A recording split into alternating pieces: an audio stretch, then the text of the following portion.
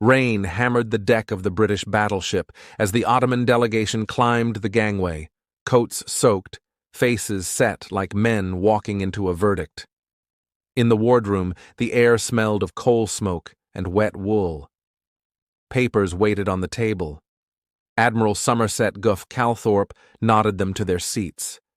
Ralph Bay, a former naval officer now speaking for a dying state, read the terms lined out in tidy English script, then in French. He lifted his eyes, exhausted. The armistice of Mudros would open the straits, surrender the navy, demobilize the army, and let Allied troops occupy any point they chose.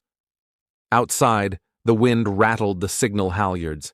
Inside, pens scratched. On the evening of October 30th, 1918, the Ottoman Empire put down the pen that had belonged to it for 6 centuries. Months earlier, the empire had still looked intact on a map. In truth, it was running on fumes and promises. The war had turned the eastern Mediterranean into a belt of hunger. In Syria and Lebanon, a locust plague and a naval blockade starved the cities. Railway lines groaned under the weight of grain requisitions and wounded men, and then snapped where bridges failed. German officers tried to patch the system with discipline and iron. Ottoman commanders tried to hold distant fronts with soldiers who had marched too far and eaten too little for too long. Down in Sinai and Palestine, General Edmund Allenby reorganized a tired British-Egyptian expeditionary force into a fast-moving hammer. In late 1917, he had taken Jerusalem, entering on foot with cameras clicking. Behind the photographs lay the reality of broken Ottoman lines and a retreat that never quite stopped. In Mesopotamia, British Indian columns had recovered from the disaster at Kut, pushed up the Tigris, captured Baghdad in March 1917, and kept going. The empire's eastern arm could not plug every hole at once. Trench lines along the Jordan River and in the Judean hills bought time, but not relief. At the center of power in Constantinople, the ruling triumvirate, Talat Pasha, Enver Pasha, and Samal Pasha, juggled the collapsing fronts like men catching knives. Enver dreamed of turning losses into a miracle in the Caucasus after Russia's revolution, pushing toward Kars and beyond while the rest of the war burned. On paper, those advances looked clean. In the field, they traded one unstable front for another. Meanwhile, the Arab revolt, led by Sharif Hussein's sons and backed by British gold and guns, cut the Hejaz Railway in so many places the track map looked like a wounded vein. Bedouin fighters harried garrisons. Stations blew up in the night. A lean English officer with a camera and a pen rode with them and sent back reports that caught London's eye. By September 1918, the ground itself turned against the Sultan's armies. Allenby launched his decisive strike at Megiddo, opening with a deception that fixed Ottoman eyes on the Jordan, while the main blow fell on the coastal plain. British and Indian infantry broke the front at dawn. The desert-mounted corps poured through the gap like water, wheeling behind the Ottoman Eighth Army and cutting its roads. Retreat became flight. Aerial scouts watched columns scatter across dust trails that stretched for miles. Prisoners filled compounds so quickly that guards ran out of wire. Damascus, once a thriving administrative hub of the empire's Arab provinces, fell on October 1st. In Aleppo, staff officers tried to rebuild a line with whatever men they could collect from the roads. They could not. Farther north, the war cracked open on another hinge. Bulgaria, the central power that anchored the Balkans, sued for an armistice on September 29th after the Allied offensive from Salonika smashed through Struma and Vardar. With Bulgaria out, a door stood open to the lower Danube and the back of the Ottoman European provinces. German help grew thin. Austro-Hungarian regiments were dissolving into their own national quarrels. When news reached Constantinople that Allied troops might march down through Thrace, the city felt the war's breath at its own gates for the first time. In the capital, ministers counted coal by the barge and flour by the sack. Hospitals overflowed with the wounded and with men coughing from the influenza that rode the autumn air across every harbor and rail yard in the world. The German battle-cruiser Goeben, reborn as Yavuz Sultan Selim, sat as a symbol of early bravado and late futility.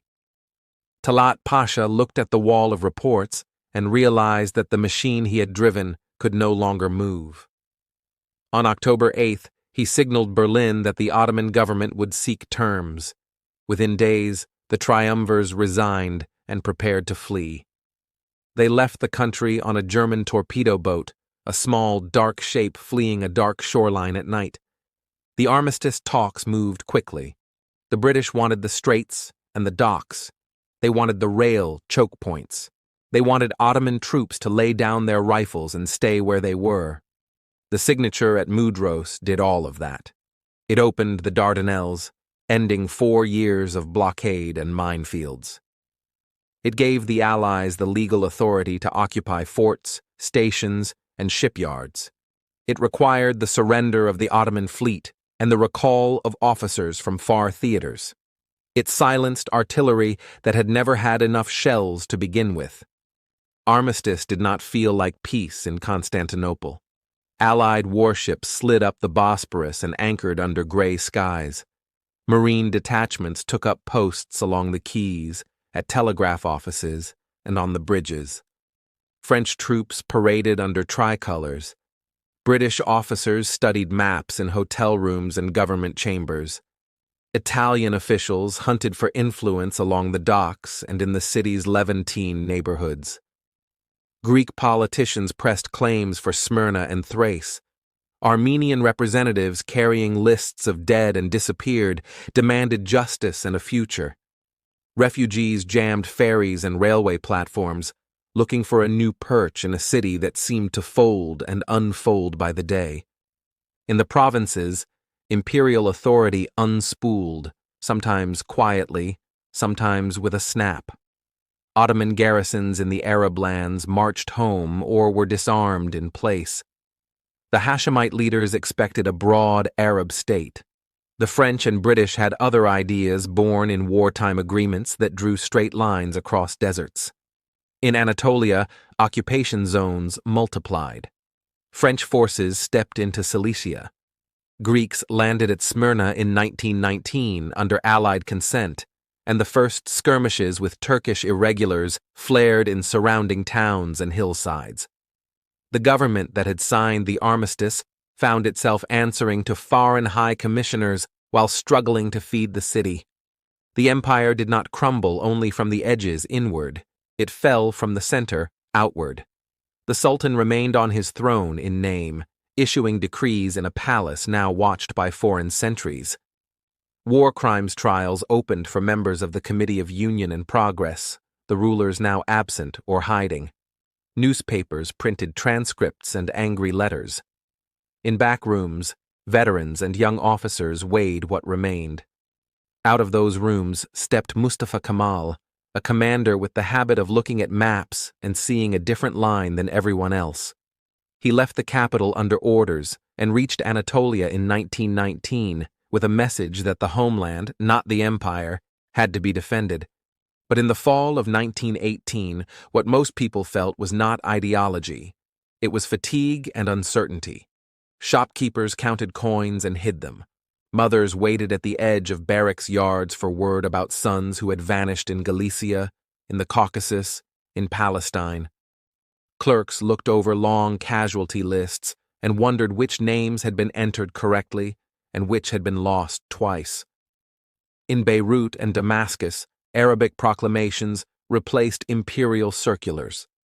In Mosul, British officers argued with their own maps and with Ottoman administrators over where front lines had been when the armistice clock ran out. The former empire turned into a collection of arguments, each attached to a road, a river crossing, a port, or a hill. When the Ottoman fleet steamed up under Allied guard to surrender, sailors stood on decks and watched the city's skyline pass like a memory.